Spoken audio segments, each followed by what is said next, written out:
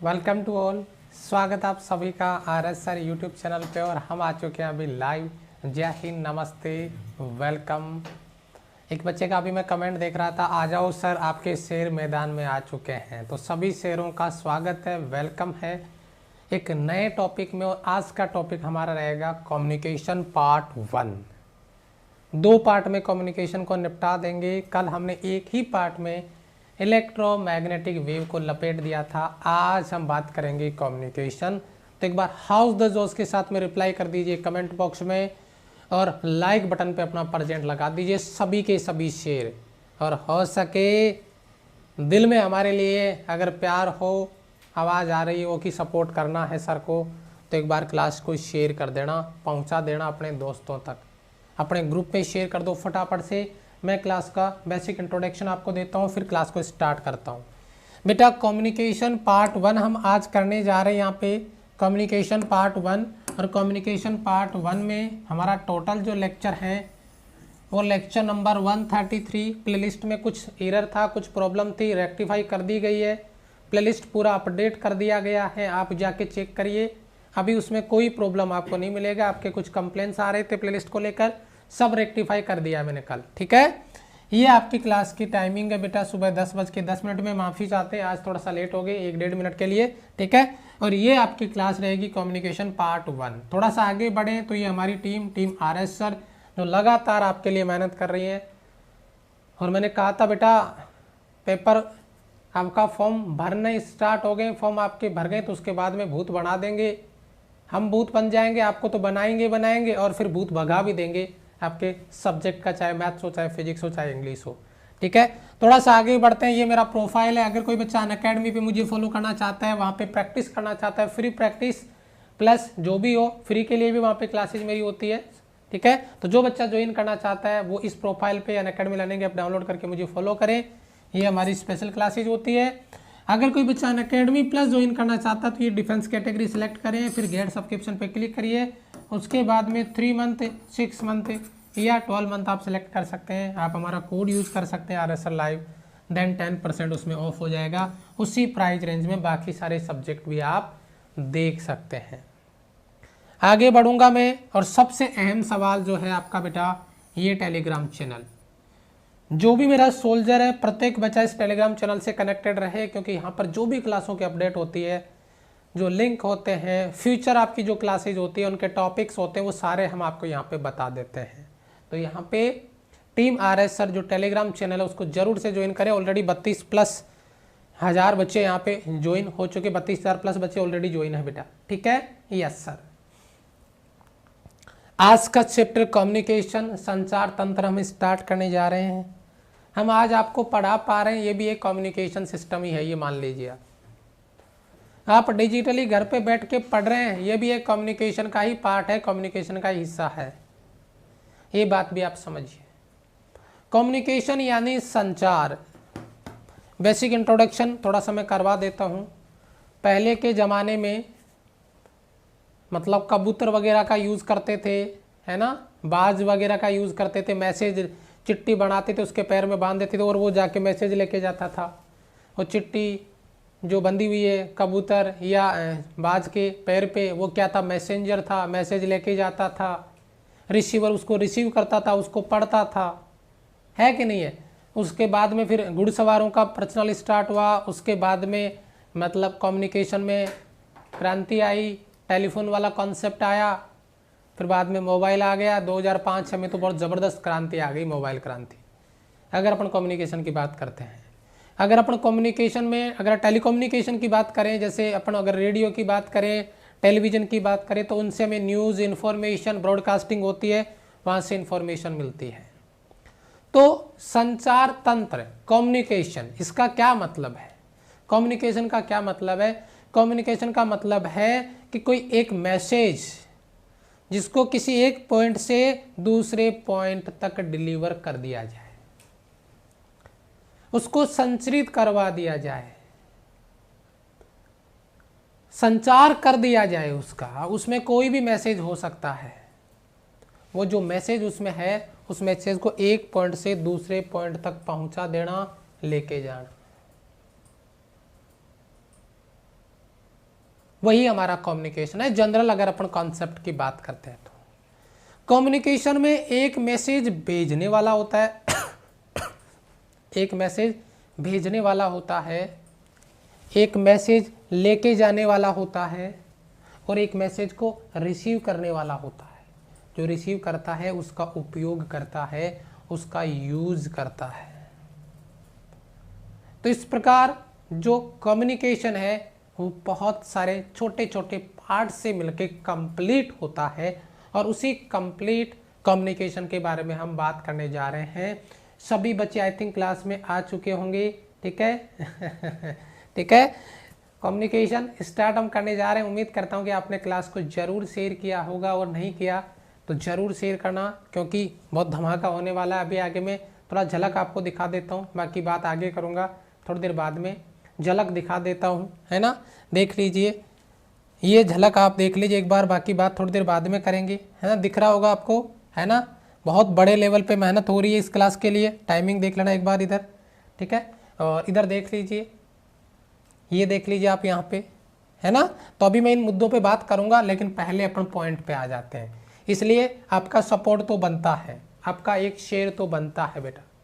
हमारे इस डेडिकेशन के लिए इतना सपोर्ट तो आपके एंड से बनता है। अगर मेरी आवाज़ दिल तक पहुंची है तो जरूर शेयर करना बेटा।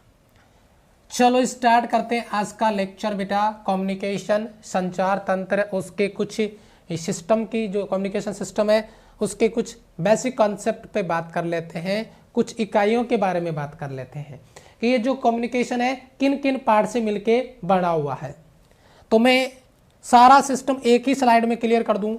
इसके लिए मैंने एक इमेज लगाया, इसके लिए मैंने एक डायग्राम लगाया है। क्लास में याद करना है, क्लास में समझना है। जो भी समझाऊं इधर से उधर डिलीवर होना चाहिए। आप कमेंट बॉक्स में एग्री करेंगे। अब मेरी बारी है, थोड़ी देर बाद में मैं आपसे पूछूंगा कमेंट बॉक्स में। पूरा फोकस, अटेंशन मुझे स्क्रीन पे चाहिए, ध्यान दीजिए बेटा।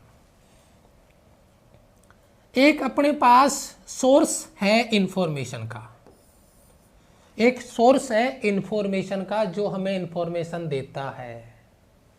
जैसे मैं अभी इंफॉर्मेशन आपको दे रहा हूं, मैं क्या हूं, सोर्स। तो एक हमारे पास सूचना संकेत का सोर्स होना चाहिए, सोर्स ऑफ इंफॉर्मेशन। पहली बात, जहां से मैसेज जनरेट किया जाएगा, जहां से मैसेज बनाया जाएगा। सोर्स ऑफ इंफॉर्मेशन, जो सूचना है उसका उत्पत्ति स्रोत। पहली बात,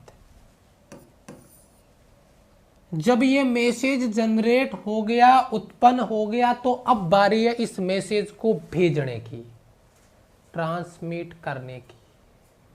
और ये काम जो करता है वो होता है आपका ट्रांसमीटर, प्रेषक, मैसेज को भेजने वाला, मैसेज को भेजने वाला।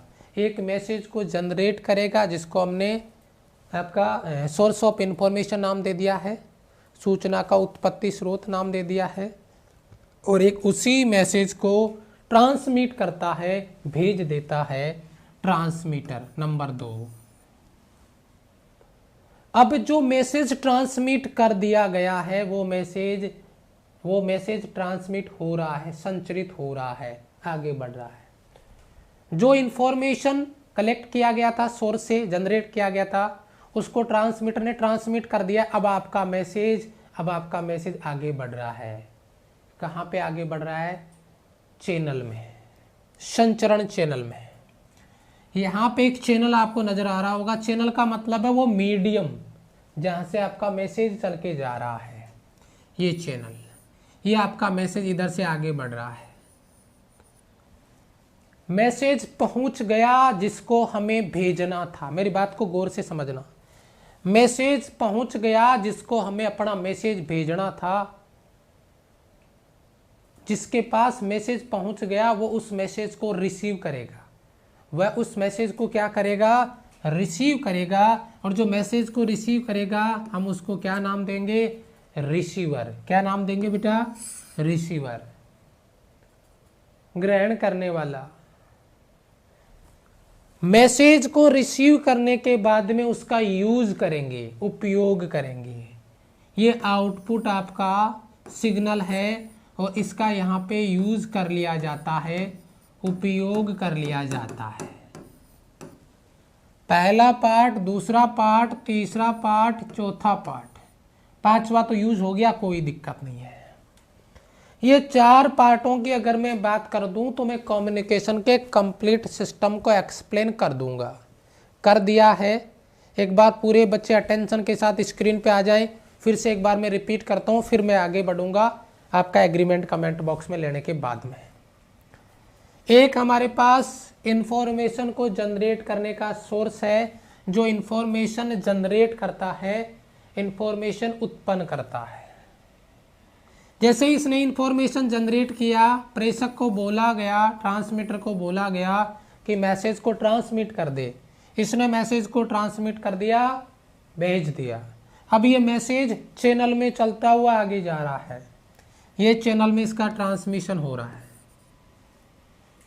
मैसेज आगे जा रहा है, जहां तक पहुंचना था वहां तक पहुंच गया, रिसीवर के पास पहुंच गया, रिसीवर ने मैसेज रिसीव किया। अब ये उसका यूज करेगा, ये आउटपुट सिग्नल है, यहाँ पे इसका उपयोग कर लिया जाएगा, यहाँ पर इसका प्रयोग कर लिया जाएगा। अब आप मुझे एक बार बताओ, ये जो कम्युनिकेशन है, संचार तंत्र है, इसके जो अहम पार्ट है, सोर्स, ट्रांसमीटर, चैनल, रिसीवर, ये सारे पार्ट आप तक मैसेज समझ में आया जो मैंने बताया कि कौन क्या कर रहा है। पूरे मेरे सोल्जर जोश के साथ में कमेंट बॉक्स में एग्रीमेंट देंगे, मैं तुरंत आगे बढ़ जाऊंगा। लाइक बटन पे कंजूसी चल रही है, 900 लाइक भी नहीं है, 1150 प्लस बच्चे क्लास में पहुंच चुके हैं। प्लेलिस्ट को मैंने टोटली अपडेट करवा दिया है टीम से, आपको पता है, कल भी मैंने शेयर किया था टेलीग्राम पे।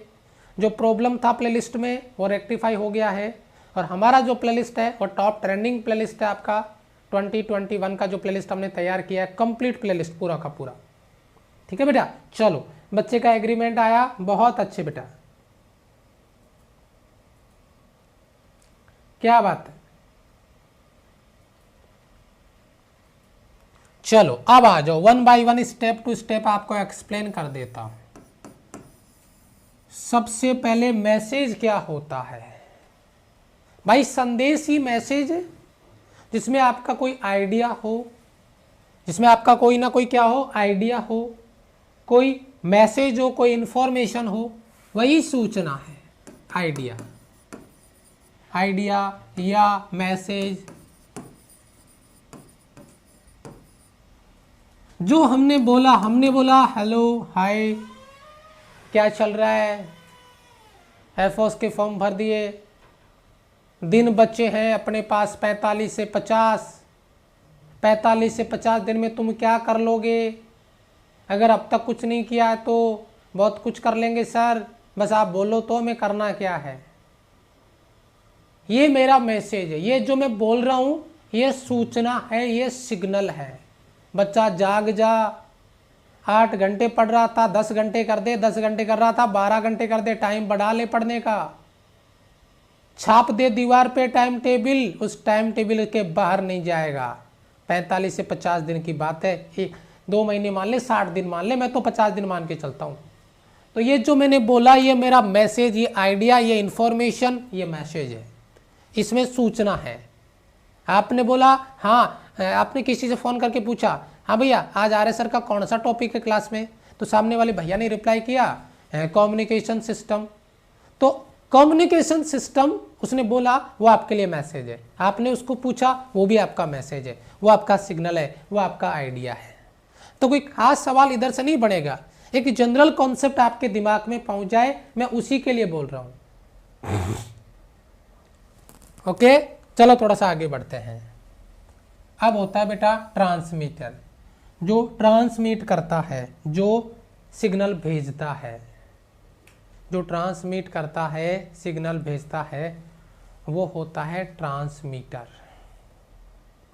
मैसेज को भेजने वाला, प्रेषित करने वाला, जिसको अपन क्या बोल सकते हैं बेटा, ट्रांसमीटर बोल सकते हैं।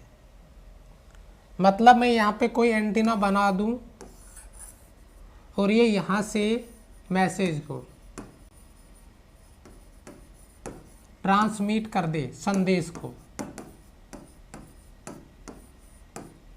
संदेश को क्या कर दे, ट्रांसमिट कर दे, ये ट्रांसमिट होता है। जनरल इंफॉर्मेशन दूंगा, ज्यादा डेप्थ में नहीं जाएंगे। मैसेज को ट्रांसमिट कर दे, संचरित कर दे, ट्रांसमीटर। संचार चैनल, ये आपका ट्रांसमीटर, मैसेज ट्रांसमिट किया गया, ये मैसेज चल के जा रहा है, कौन आ गया, इधर मैं रिसीवर लगा देता हूं। हरिओम, ये रिसीव कर लेता है इसको, ये रिसीवर है, ये जहां पे चल के जा रहा है, जिस मीडियम में ये चल के जा रहा है, जो इस मैसेज को लेके जा रहा है, उसे हम संचार चैनल बोल देंगे। चैनल, जैसे नहीं कहते कौन से चैनल है सर का, हम बोले RS सर, यूट्यूब चैनल। अब वो चैनल जो वर्ड है वो यहीं से लिंक करता है, जो मेरे वाले यहाँ के मैसेज को आप तक पहुँचाता है। चैनल क्या बोल देंगे बेटा उसको, चैनल। तो ये चैनल का कॉन्सेप्ट आपको समझ में आना चाहिए। मेरे हिसाब से किसी बच्चे का कोई डाउट, मेरे हिसाब से किसी बच्चे का कोई डाउट, क्लियर है बेटा? साफ साफ नहीं दिख रहा बेटा, मैंने सब कुछ साफ साफ लिखा है। आपकी जो इंटरनेट की जो क्वालिटी है, पिक्चर क्वालिटी, उसको 144 की जगह 720 पे कर लो। 720 ज़्यादा हो जाएगा, ठीक है, 420 कर लो, ठीक से चल जाएगा आराम से, बहुत अच्छे से। क्वालिटी इंप्रूवमेंट करो अपने मोबाइल का, वीडियो का, ठीक है। चलो, संचरण चैनल हो गया, कुछ खास नहीं है, ओके, यस। हाँ, अब आ गया आपका रिसीवर, रिसीव करने वाला। मैंने अभी डायग्राम बनाया था बेटा, इसके बारे में मैं क्या ही अलग से बताऊं, कोई खास नहीं है। ये रिसीव करने वाला है, वो आपका रिसीवर है, ये मैसेज को रिसीव कर लेगा, ग्रहण कर लेगा। तो ज़्यादा मैं इस पर नहीं बोलने वाला, क्योंकि इससे कोई फ़ायदा भी नहीं है कि यहाँ से कोई बहुत बड़ा सवाल बनने वाला है, ऐसा कोई सवाल नहीं है।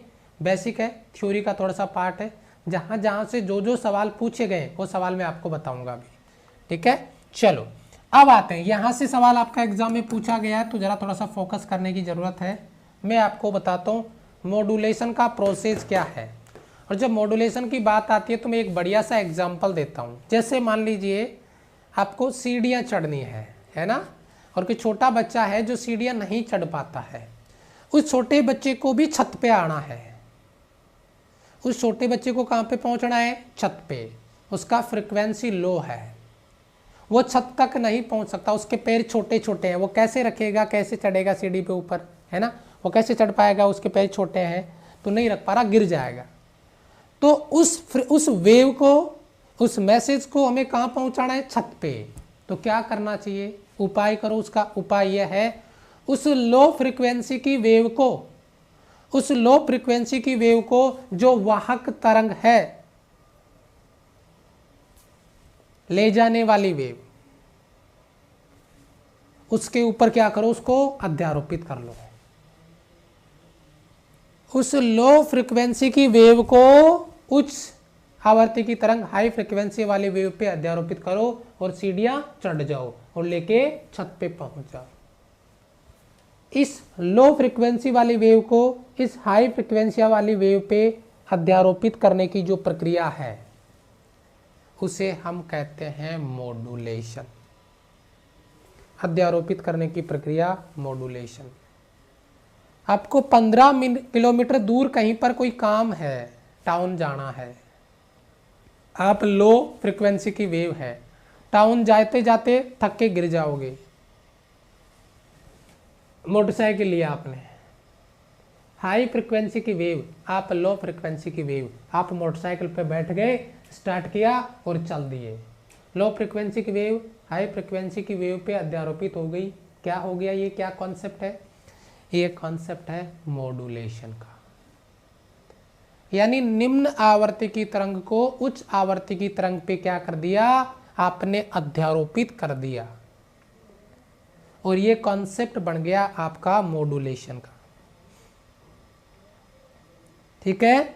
लो फ्रीक्वेंसी जो आपका है, बिल्कुल बेटा, बिल्कुल बिल्कुल बिल्कुल, लो फ्रीक्वेंसी,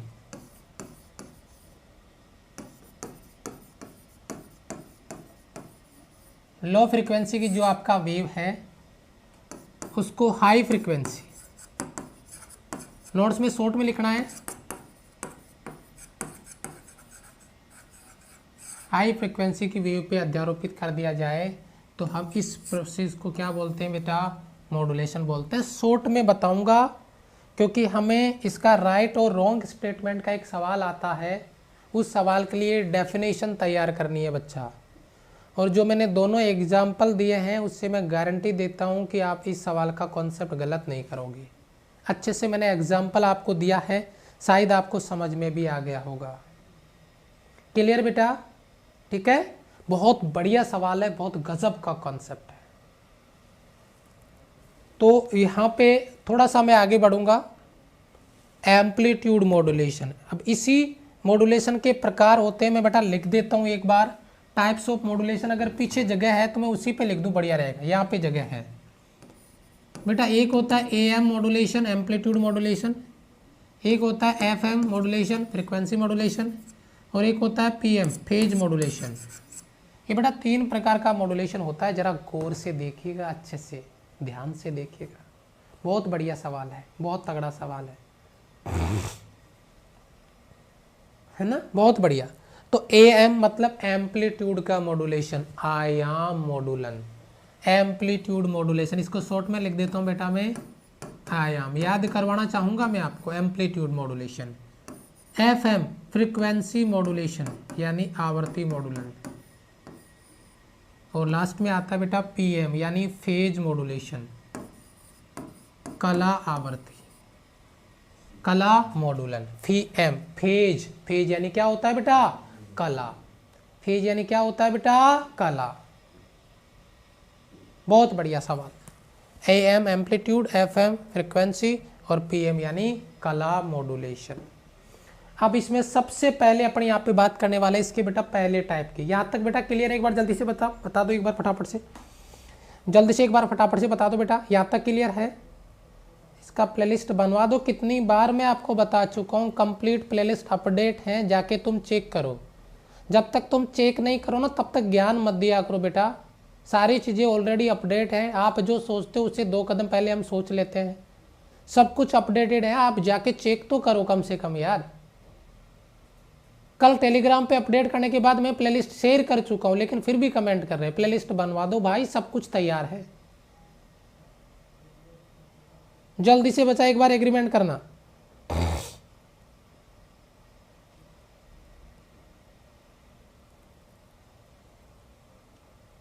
बहुत बढ़िया।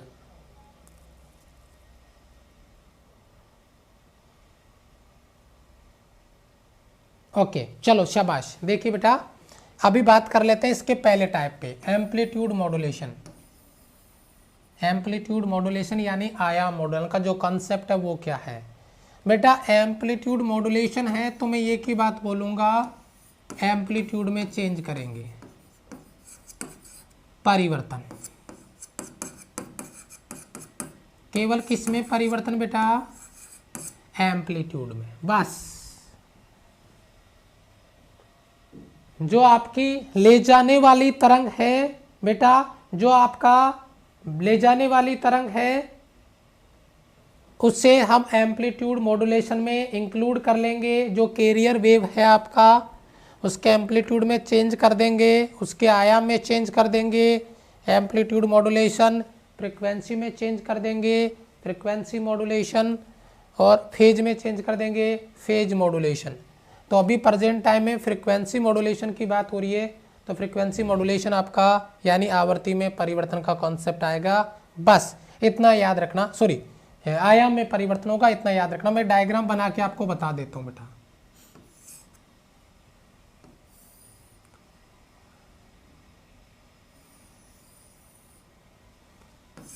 अब देखिए बेटा मैं एम्पलीट्यूड मॉड्यूलेशन समझाता हूं आपको।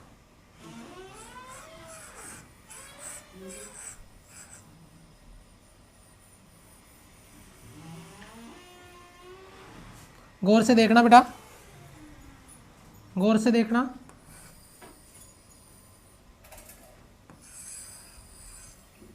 ये देखिए बेटा, आपने देखा हमने एम्पलीट्यूड में कैसे चेंज किया। यहाँ तक एम्पलीट्यूड बढ़ गया बेटा, फिर एम्पलीट्यूड घट गया। इसका एम्पलीट्यूड बढ़ रहा था, यहाँ पर इसका भी एम्पलीट्यूड बढ़ गया। यहाँ पे एम्पलीट्यूड घट रहा था, यहाँ पर इसका भी एम्पलीट्यूड घट रहा है। इसका एम्पलीट्यूड बढ़ रहा है, इसका एम्पलीट्यूड बढ़ रहा है। इस तरीके से एम्पलीट्यूड मॉड्यूलेशन होता है आपका। एम्पलीट्यूड में चेंज होता है, आयाम में चेंज होता है, तो एम्पलीट्यूड मॉड्यूलेशन बन जाता है, आयाम मॉड्यूलन बन जाता है बेटा। ठीक है, यस सर, क्लियर है बेटा। आगे बढ़े बेटा। देखो मैं फिर बता रहा हूं, बच्चा पूछ रहा कांस्टेंट क्या रहता है। बेटा 3 प्रकार के एम्पलीट्यूड है ना मॉड्यूलेशन में, मतलब जो मॉड्यूलेशन 3 प्रकार का है, एम्पलीट्यूड मॉड्यूलेशन, फ्रीक्वेंसी मॉड्यूलेशन और फेज मॉड्यूलेशन। अगर एम्पलीट्यूड मॉड्यूलेशन है तो बाकी दोनों कांस्टेंट रहेंगे, अगर फ्रीक्वेंसी मॉड्यूलेशन है तो ये बाकी दोनों कांस्टेंट रहेंगे, अगर फेज मॉड्यूलेशन है तो बाकी दोनों कांस्टेंट रहेंगे। ऐसे करके अगर ये एम्पलीट्यूड मॉड्यूलेशन है तो एम्पलीट्यूड में चेंज है तो फ्रीक्वेंसी और फेज दोनों कांस्टेंट रहेंगे, दोनों नियत रहेंगे बेटा। ठीक है, चले बेटा। बेटा कमेंट बॉक्स में मैं आपको एक बात और बताऊं, कमेंट बॉक्स में बेटा पंचायत करने के बजाय अगर आप क्लास पे फोकस करेंगे, सच्ची बता रहा हूँ बेटा, जिस दिन लास्ट चांस के मुहाने पे खड़ा होगे ना, उस दिन कुछ समझ नहीं आएगा, रास्ता नहीं दिखेगा। जब बच्चे से बात होती है ना मेरी, कई बार शाम को बच्चा रोने लग जाता है, सर लास्ट चांस से कैसे ना करके मेरा एयरफोर्स में सिलेक्शन करवा दो। मैंने कहा बेटा मैं नहीं होता तेरा सिलेक्शन करवाने वाला कोई, तेरा सिलेक्शन तू खुद लेगा। इतने दिन तूने जो गलतियां की है उनको हटा दे, तेरा कोई सिलेक्शन रोक नहीं सकता। कहने का मतलब एक है बेटा, सीरियस हो जाओ। 45 से 50 दिन बचे हैं, 45 दिन पता नहीं कब निकल जाएंगे और हम कहेंगे बेटा कल एग्जाम है फोड़ के आना। अब फोड़ के क्या आएंगे, बच्चा पूरे 45-50 दिन से तो कमेंट में पंचायत कर रहा है।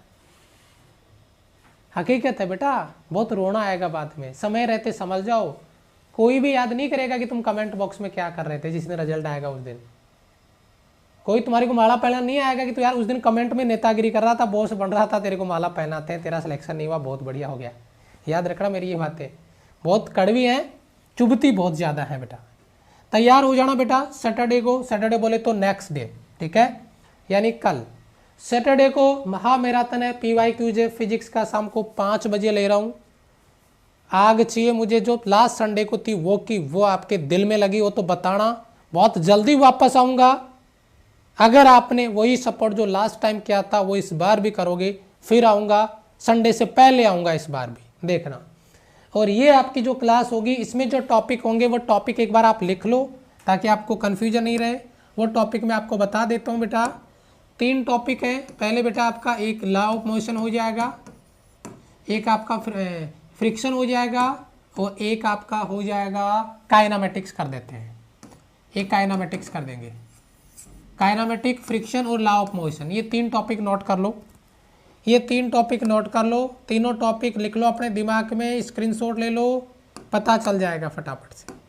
लॉ ऑफ मोशन, काइनामेटिक्स और फ्रिक्शन, ये सारी चीज़ें मैं प्रैक्टिस में दूंगा। प्रीवियस ईयर के क्वेश्चन, एयरफोर्स में प्रीवियस ईयर के क्वेश्चन, नेवी में प्रीवियस ईयर के क्वेश्चन और NDA में प्रीवियस ईयर के क्वेश्चन। और अगर आप इस सीरीज को अगर मिस कर रहे हो या सीरियस नहीं ले रहे हो तो इस सेशन की ये जो आने वाली एग्जाम है उसका सबसे जहरीला, सबसे खतरनाक, सबसे टॉप सीरीज होने वाला है ये PYQs, क्योंकि PYQs वो चीज़ है जो आपको आपका लेवल बताता है कि कैसा आता है पेपर। एक सिंगल बच्चा इस क्लास को मिस मत करना, और सारे बच्चे मुझे लाइव चाहिए कल शाम को 5 बजे, ठीक है, नोट कर लेना। और तीनों टॉपिक पढ़ के आना, कॉन्सेप्ट पढ़ के आना।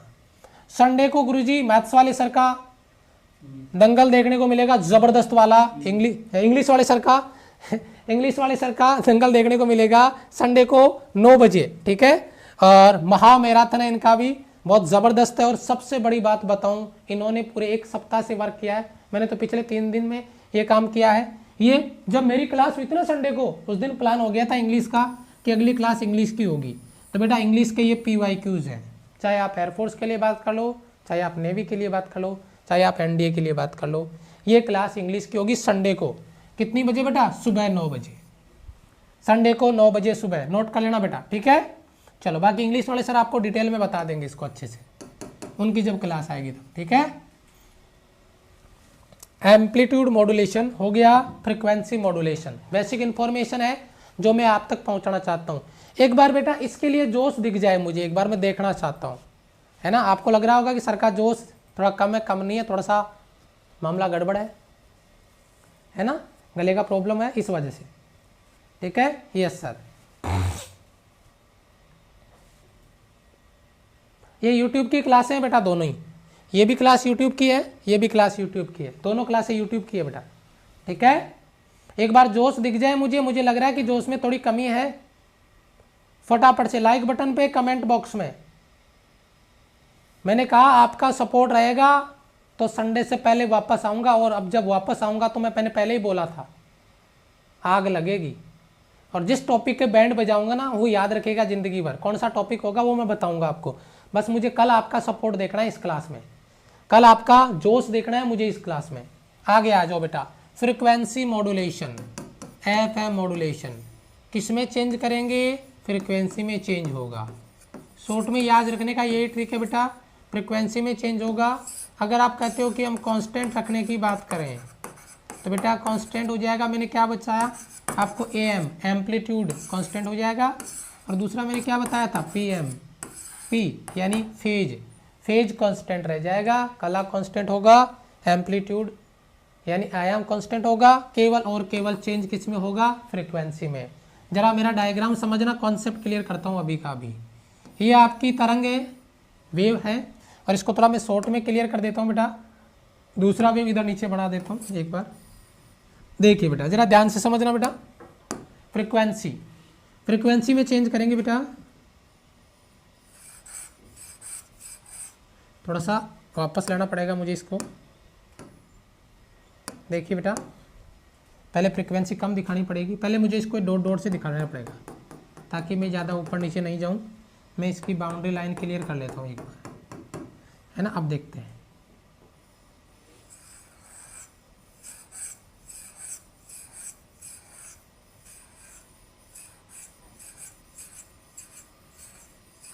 ऐसे कुछ करके मैं क्या शो करना चाहूँगा, मैं केवल इतना बताना चाहूँगा बेटा, यहाँ पर फ्रीक्वेंसी बहुत ज़्यादा है, यहाँ पर फ्रीक्वेंसी बहुत ज़्यादा है, यहाँ पे फ्रीक्वेंसी कम है, यहाँ पर फ्रीक्वेंसी कम है। ये फ्रीक्वेंसी में चेंज इसी तरंग के अनुसार होता है, परिवर्तन जो होता है। यहाँ पे एम्पलीट्यूड देखा आपने, बराबर है बेटा, सबका आयाम बराबर है। इसमें एम्पलीट्यूड देखा आपने, इसमें एम्पलीट्यूड चेंज हो रहा था, ऊपर नीचे बढ़ रहा है घट रहा है। इसमें एम्पलीट्यूड कांस्टेंट है, फ्रीक्वेंसी में चेंज है। फ्रीक्वेंसी में क्या है बेटा, चेंज है। ये आपका बेसिक कॉन्सेप्ट आया, ठीक है। हाँ ओके, आगे बढ़ते हैं, थोड़ा सा आगे बढ़ते हैं बेटा। डीमॉड्यूलेशन। अब भाई मैंने एग्जाम्पल दिया था आपको, 10 किलोमीटर टाउन जाना था, आप चल के गए, टाउन पहुंचे। अब आपको जहाँ पे काम था, क्या उस मोटरसाइकिल को साथ ही लेके घुस जाओगे क्या अंदर, जूत पड़ेंगे हैं, कहाँ घुस जाओगे अंदर लेके मोटरसाइकिल को, अलग करना पड़ेगा आपको। जहाँ पे पहुँचना था वहाँ तक आप पहुँच गए, तो अब उस हाई फ्रिक्वेंसी की वेव को अलग कर दो उस लो फ्रिक्वेंसी की वेव से, उसे क्या बोलेंगे, डीमॉड्यूलेशन, विमॉड्यूलन। उस लो फ्रिक्वेंसी के वेव के उस बच्चे को आपने बिठा के कंधे पे कहाँ लेके आए थे, छत पे लेके आए थे, तो छत पे लाने के बाद भी कंधे पे कितनी देर बनाए रखोगे उसको, थोड़ी देर तो उतारना पड़ेगा नीचे। अब वो छत पे पहुंच गया, वो खुद भी चाहता है कि मैं यहाँ नहीं, मैं खुले मैदान में खेलूँ, उतारना पड़ेगा छत पे। तो लो फ्रिक्वेंसी की वेव को हाई फ्रिक्वेंसी की वेव पे मिलाना मॉड्यूलेशन, और अलग करना डीमॉड्यूलेशन यानी विमॉड्यूलन, जो आपके सामने है, जो यहाँ पर आपको दिया जा रहा है। डीमॉड्यूलेशन विमॉड्यूलन कहते हैं इसे। बताओ क्लियर है बेटा। फेज मॉड्यूलेशन नहीं बता रहे हैं बेटा, फेज मॉड्यूलेशन का आपका कोई यूज ही नहीं है, उसको हटा दिया, हम उसके बारे में बात नहीं करेंगे, ठीक है। फेज मॉड्यूलेशन के बारे में बात नहीं करेंगे, बस इतना याद रख लो अगर जरूरत है तो, बाकी उसका कोई यूज नहीं है। फेज में चेंज होता है कला में कला में चेंज होता है, एम्पलीट्यूड और फ्रीक्वेंसी कांस्टेंट रहता है, बस इतना सा, उसका कोई जरूरत नहीं है आपको, ठीक है, इसलिए हमने नहीं करवाया बेटा चलो, तो डीमॉड्यूलेशन का कॉन्सेप्ट हो गया बेटा, जो लो फ्रीक्वेंसी है, लो फ्रीक्वेंसी की जो वेव है उसको हाई फ्रीक्वेंसी की वेव से अलग करना,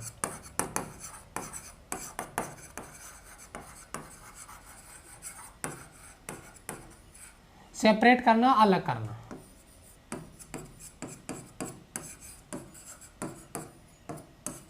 ठीक है, ये बात समझ लेना, शॉर्ट में याद रखना, डेफिनेशन वगैरह लिखने की जरूरत नहीं है। जितना अपने नोट्स को शॉर्ट करोगे उतना इजी में रिवीजन कर पाओगे बेटा, उतना इजी आप रिवाइज कर पाओगे। ठीक है, चलो अब आते हैं बेटा, यहाँ से एग्जाम में क्वेश्चन भी आया हुआ है आपका स्पेस कम्युनिकेशन से।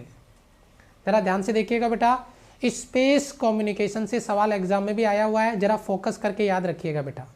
ठीक है, फोकस करके याद रखिएगा सभी बच्चे, ईमानदारी के साथ में। पृथ्वी के चारों ओर स्थित भौतिक अंतरिक्ष स्पेस का उपयोग संकेतों को भेजने के लिए, मतलब ट्रांसमिट करने के लिए, या ग्रहण यानी रिसीव करने के लिए अगर अपन स्पेस का यूज कर रहे हैं तो हमें उसे स्पेस कम्युनिकेशन कह देना चाहिए, यानी आपका अंतरिक्ष संचार उसको कह देना चाहिए।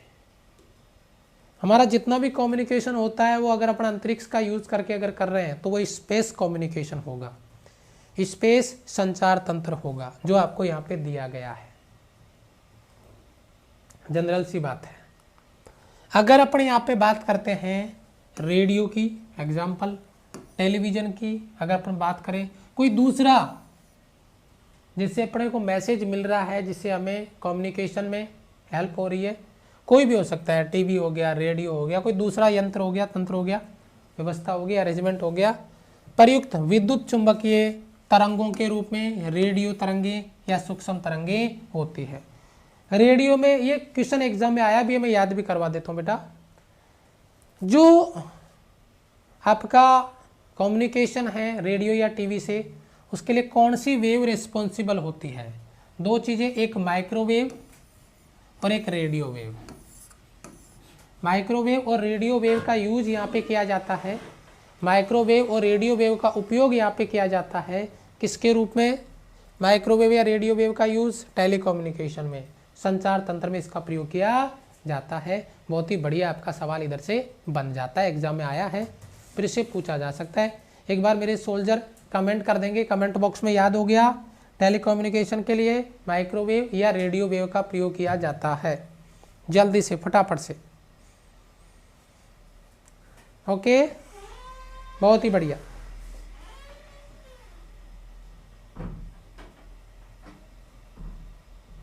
चलो थोड़ा सा आगे चले बेटा। ओके, भूतरंग संचरण, ग्राउंड वेव प्रोपोगेशन, भूतरंग संचरण, ग्राउंड वेव प्रोपोगेशन, भूतरंग संचरण, ग्राउंड वेव प्रोपोगेशन। ठीक है, यानी जहाँ पे वेव का प्रोपोगेशन ग्राउंड के साथ में होता है, ग्राउंड वेव प्रोपोगेशन कहलाता है, भूतरंग संचरण कहलाता है। ठीक है, यानी अगर तरंग का प्रोपोगेशन ग्राउंड के साथ में होता है, जैसे कोई वेव थी, आपने फेंका, ये वेव यहाँ पे जाके गिरी, फिर यहाँ पे जाके गिरी, और फिर यहाँ पे आपने उसको रिसीव कर लिया, टावर लगा दिया इधर, ये वाला टावर आपने रिसीव कर लिया, है ना, अपने कान लगा दिए तो ये ग्राउंड के साथ में होता है। और इसमें कौन सी वेव यूज में आती है बेटा? Radio wave. ये बहुत इंपॉर्टेंट सवाल है। रेडियो वेव कौन सी वेव है? रेडियो वेव है, रेडियो तरंगे हैं। रेडियो वेव का यूज हो रहा है बेटा ग्राउंड वेव प्रोपोगेशन में, यानी भूतरंग संचरण में। ठीक है, ग्राउंड वेव प्रोपोगेशन में ग्राउंड के ऊपर टक्कर होती हुई, जैसे अपन किसी बॉल को फेंकते हैं ना, तो वो बॉल डिप खाती हुई आगे जाती है ना, अपने किसी बॉल को फेंका तो वो डिप खाती हुई आगे जा रही है, ये ग्राउंड वेव प्रोपोगेशन होता है बेटा। और इसमें कौन सी वेव का यूज हो रहा है बेटा? रेडियो वेव का।